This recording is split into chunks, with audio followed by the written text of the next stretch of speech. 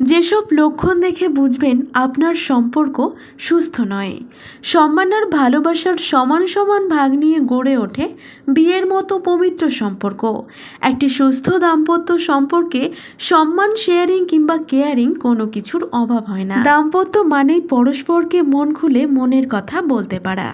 কিন্তু যেসব সম্পর্কে পারস্পরিক সম্মানবোধ, নির্দ্বিধায় নিজের সমস্ত অনুভূতি প্রকাশ করার মতো সুযোগ থাকে না, সেই সম্পর্ক বিষিয়ে যাওয়ারই কথা। দীর্ঘদিন এমন অসুস্থ সম্পর্ক বহন করে গেলে শারীরিক ও মানসিকভাবে আপনি নিজেও অসুস্থ হয়ে যাবেন। সেক্ষেত্রে সব রকম চিন্তাভাবনা করে একটি সিদ্ধান্তে পৌঁছাতে হবে। কিন্তু কিভাবে বুঝবেন আপনাদের সম্পর্ক বিষাক্ত হয়ে গেছে কিনা?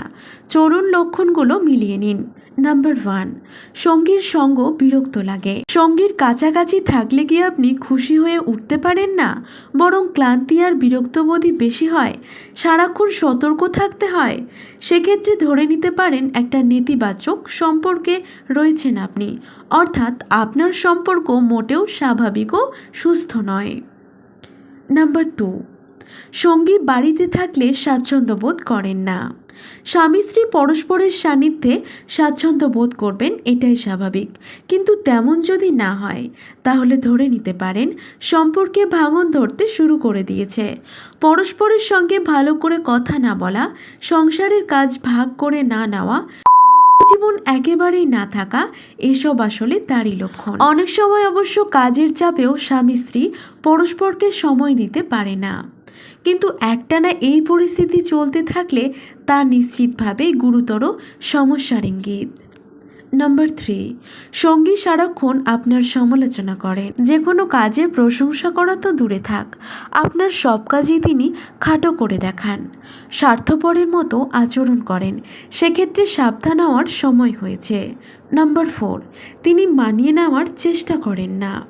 ঝগড়াঝাটি সব সম্পর্কেই হয়, আবার দুজন মিলে চেষ্টা করে থাকে তা মানিয়ে নেওয়ার। কিন্তু সম্পর্ক যদি স্বাভাবিক পথে না চলে, তাহলে এক পক্ষ মিটমাটের চেষ্টা করলেও অপর পক্ষ ইগো ধরে থাকেন, ফলে সম্পর্কে স্থায়ী একটা সমস্যা থেকেই যায়। নাম্বার 5, হিংসা ও গালিগালাজ। সারাক্ষণ অপমানকর কথাবার্তা, গায়ে হাত তোলার মতো ঘটনা ঘটার অর্থ সম্পর্কটা বিষিয়ে গেছে। অপেক্ষা না করে আত্মীয় ও বন্ধুদের সাহায্য নিন এবং যত তাড়াতাড়ি সম্ভব এই সম্পর্ক থেকে বেরিয়ে আসুন, নইলে ভবিষ্যতে এই সম্পর্ক আপনাকে আরও কষ্ট দিতে চলেছে। ধন্যবাদ।